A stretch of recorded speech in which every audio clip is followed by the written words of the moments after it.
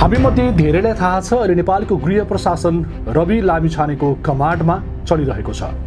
तर हामीमध्ये कमैलाई मात्र थाहा छ कि भारतीय गुप्तचर संस्थाले दिन दहाडे नेपालको राजधानी काठमाडौँमा छिरेर मान्छेको हत्या गर्दै आइरहेको छ। यदि भारतलाई लाग्यो कि कोही पनि व्यक्तिले भारतको खिलाफमा यानी कि भारत विरुद्ध गतिविधि गरिरहेको छ भन्ने थाहा पायो भने उसले आफ्नै सुरक्षा निकायलाई नेपालमा पठाउँछ, दिन दहाडी गोली हानेर हत्या गर्छ र गुपचुप भाग्छ। यो कुरा नेपाल प्रहरीलाई राम्रोसँग थाहा छ। नेपालको राष्ट्रिय अनुसन्धान विभाग पनि छ, विभागलाई पनि यो कुरा थाहा छ। तर यो विषयमा तैचुप मैचुप भइराखेको छ। यदि भारतीय विरोधी गतिविधि नै गरिराखेका हुन् भने उनलाई नेपालको कानुन अनुसार कारबाही गर्नुपर्ने हो। तर दिन दहाडे भारतीय गुप्तचर खुफिया एजेन्सीले नेपालमा हत्या गरिदिन्छ। अनलाइन खबरका लागि पत्रकार गौरव पोखरेलले तयार पार्नुभएको केही सामग्री म क्राइम नालीबेलीमा दिनेछु। क्राइम नालीबेली। सर्लाहीका 58 वर्षीय लाल मोहम्मद गोठाटारमा गार्मेन्ट उद्योग चलाइरहेका थिए। त्यसबाहेक उनी अरू गतिविधिमा संलग्न थिएनन् भन्ने मुलुकको कुनै सुरक्षा निकायसँग स्पष्ट जानकारी छैन।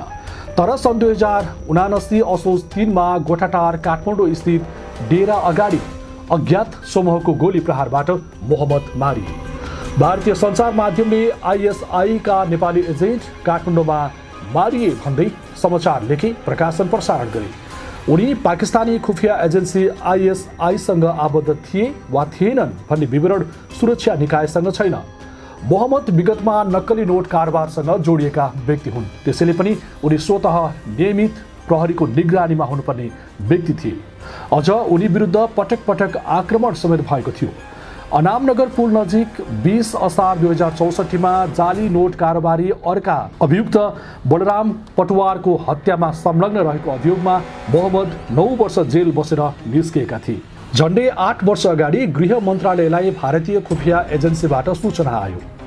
भारतको इस्लामिक आतंकवादी समूह इन्डियन मुजाहिद्दिनका 4 लडाकु डाक्टर सहनबाज, अबु रसिद, मोहम्मद खालिद र सलमान शेखले नेपाली नागरिकता र पासपोर्ट बनाएका छन्।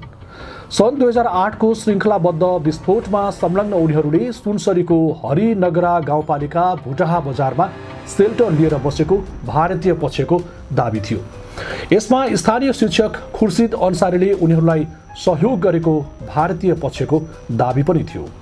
पछि गृह प्रशासनले गरेको छानबिनका क्रममा 4 जनाले नेपाली नागरिकता लिएको पुष्टि पनि भयो। उनी टार्गेटमा रहेको पर्याप्त सूचना हुँदाहुँदै पनि नेपाली सुरक्षा निकायले उनीमाथि निगरानी बढाएका थिएनन्। उनको गतिविधि के छ भन्ने विषयमा अनुसन्धान नै गरेन। खुर्सिदको गतिविधि सुरक्षा निकायको र्याडरमा पर्न नसक्दा अन्सारी 4 असोज 2075 मा दिन दहाडे बुटाहा बजारमा गोली हानेर मारिए। नेपाल प्रहरी हेरेको हेरे भयो। राष्ट्रिय अनुसन्धान विभाग चुइक्क बोलेन। सीमामा खटिएको सशस्त्र प्रहरी बलको बोर्डर आउटपोस्ट बीओपीको टोलीले आक्रमणकारीलाई लखेट्यो तर रोक्न सकेन। सशस्त्र प्रहरीका केही अधिकारीको सूचनाको आधारमा आक्रमणकारीको हुलिया चाहिँ बनेको थियो। भारत विरुद्ध गतिविधि गरेको आरोपमा पेशेवर अपराधीको प्रयोगबाट नेपाली नागरिकको हत्या श्रृङ्खला 15 असार 2055 मा तत्कालीन राष्ट्रिय प्रजातन्त्र पार्टीका सांसद मिर्जा दिलसाद बेगबाट सुरु भएको मानिन्छ। सिफल स्थित कालो पुलको उकालोमा BAY 7659 नम्बरको टोयोटा कार पार्क गरेर निस्कने बित्तिकै बेगमाथि 10 राउन्ड गोली प्रहार भएको थियो। बेग सडकको बायाँ किनारमा मृत अवस्थामा भेटिएका थिए भने सवारी चालक भुवन कार्की ड्राइभिङ सिटमै रगताम्य अवस्थामा भेटिए। उनको शरीरमा 6 वटा गोली लागेको त्यसबेला गरिएको पोस्टमार्टम रिपोर्टले उल्लेख गरेको छ। घटना अघि भारतीय सञ्चार माध्यममा उनलाई अन्डरवर्ल्ड डन दाउद इब्राहिमसँग जोडेर पटक पटक समाचार आएका थिए। मिर्जा मारिएपछि तत्कालीन सरकारले गठन गरेको न्यायिक आयोगको प्रतिवेदनमा उल्लेख भए अनुसार बेगको हत्या भारतीय अन्डरवर्ल्ड डन छोटा राजन श्रीवास्तव र ओपी सिंहको निर्देशनमा भएको थियो। कुख्यात डन बब्लु श्रीवास्तव त्रिपुरेश्वरबाट सन् 1994 मा पक्राउ पर्दा मिर्जाले छुटाएर लगेको भारतीय पक्षको दाबी रहेको प्रतिवेदनमा उल्लेख थियो। दाउदको आपराधिक समूह डी कम्पनीसँग जोडिएको आरोप लागेका मिर्जा दिलसाद बेग निकट भनेर चिनिएको शौकत बेग पनि 10 पुस 2066 मा मारिएका थिए। मैनाबगर स्थित अशोका मोटर पार्ट्स अगाडि UP 62B1780 नम्बरको मोटरसाइकलमा आएका एक व्यक्तिले शौकतलाई गोली हानेका थिए। त्यसबेला बेगकी श्रीमती नजमा खान पनि नजिकै थिइन्। उनले छानबिन समितिलाई दिएको बयानमा हत्यामा भारतीय प्रशासन र अन्डरवर्ल्ड डन बब्लु श्रीवास्तवको घटनामा संलग्नता रहेको दावी गरेकी छिन्। घटनामा भारतको स्पेशल टास्क फोर्स STFमा कार्यरत इन्सपेक्टर DK शाहीको संलग्नता रहेको उनले भनेकी थिइन्। दुवै घटनाको अनुसन्धानका लागि गठित समितिको प्रतिवेदनले यस्ता घटना हुन नदिन राष्ट्रिय अनुसन्धान विभागलाई जिम्मेवार बनाउनु पर्ने भनेको थियो। स्पेस टाइम नेटवर्कका सञ्चालक जमिम शाह बङ्गलादेश र पाकिस्तानबाट आउने जाली नोट भारतसम्म पुर्याउन सक्रिय रहेको भारतीय पक्षको दावी थियो। नेपाल प्रहरीकै अधिकारीहरू समेत प्रयोग गरेर शाह 2066 माघ 24मा लाजिमपाटमा मारिए। शाह मारिएपछि भारतीय अखबार दैनिक जागरणले जमिनको मृत्युबाट भारतीय सुरक्षा एजेन्सीहरूले राहतको सास लिएको समाचार छापेका थिए। भारतीय सरकारी सञ्चार एजेन्सी प्रेस ट्रस्ट अफ इन्डियाले समेत जमिनको सम्बन्ध दाउद इब्राहिमका भूमिगत गिरोहसँग भएको र यसबारे नेपाल सरकारलाई सन् 2004 मै जानकारी गराइसकेको उल्लेख गरेको थियो। घटनाको जाँचबुझ गर्न बनेको आयोगको प्रतिवेदनमा पनि तत्कालीन प्रधानमन्त्री गिरिजा प्रसाद कोइरालाले भारत भ्रमण गरेका बेला जमिमबारे सरकार व्यक्त गरेको भनिएको छ। जमिम शाह हत्याबारे अनुसन्धान गर्न गठित समितिको प्रतिवेदनमा उनले सुरुमा दाउदको लागि काम गर्ने गरेको भनिए पनि बीचमा निष्क्रिय रहेको भनिएको छ। त्यसपछि डी कम्पनीले प्रभाव विस्तारका लागि युनुस अन्सारीलाई रोजेको दावी प्रतिवेदनमा छ।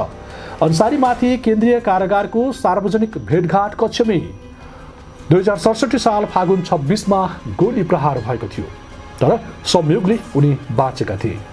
जाली नोट कारोबार गर्ने गरेको अभियोग लाग्दै आएका उनी त्यसबेला आफू सञ्चालक रहेको नेसनल टेलिभिजन च्यानलका कर्मचारीसँग गफिरहेका थिए। कर्मचारीसँग भेट सकेर भाइ अमिनसँग छुट्टिन हात मिलाउँदै गर्दा एक्कासी आफूतिर पेस्तोल ताकेको देखे।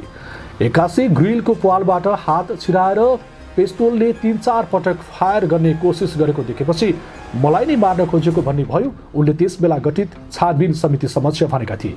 त्यसपछि म भाग्न खोजे, दौडिँदा दाहिनेपट्टिको हातको पाता मुनितिर गोली लाग्यो। प्रतिवेदन अनुसार त्यसबेला कुख्यात सिरियल किलर चार्ल्स सोब्रासलाई भेट्न आउने बहानामा कारागार पुगेका मनमित सिंह भाटियाले उनलाई गोली हानेका थिए, तर प्राविधिक गडबडीका कारण गोली चलेन र उनी बाँचे।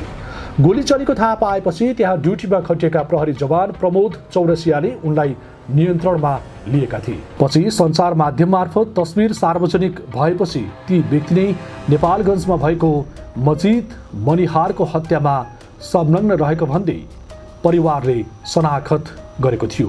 भारतीय नक्कली नोटको कारोबार गर्ने आरोप लाग्ने गरेका 56 वर्षीय मनिहार 19 असोज 2066 मा नेपालगञ्ज नगरपालिका 2 मा रहेको लालीगुराँस होटलको कोठा नम्बर 105 मा मृत फेला परेका थिए। भारतीय सञ्चार माध्यममा कहिले underworld the don Dawood Ibrahim त कहिले जाली नोट कारोबारमा संलग्न रहेको दावी गरिरहेका व्यक्तिको श्रृङ्खलाबद्ध हत्या हुनु संयोग मात्र होइन, उच्च सुरक्षा जोखिममा छन् भन्ने सुरक्षा संयन्त्रलाई थाहा हुँदाहुँदै पनि दिन दहाडै उनीहरूको हत्या हुनु मुलुकको राष्ट्रिय सुरक्षा र सार्वभौम सत्ता विरुद्धको कदम हो। अनि देशको आन्तरिक गुप्तचर गर्ने निकाय राष्ट्रिय अनुसन्धान विभागको आधारभूत जिम्मेवारीको असफलता हो। नेपाली नागरिकमाथि गोली दागेर विभिन्न पक्षबाट भएका श्रृङ्खलाबद्ध हत्यामा बाह्य पक्ष मात्र जिम्मेवार छैनन्। जानकारहरूका अनुसार बाह्य सुरक्षा चासो सम्बोधन गर्न नसक्दा नेपाली भूमिमा छिरेर खुलेआम व्यक्ति हत्या भइरहेको छ।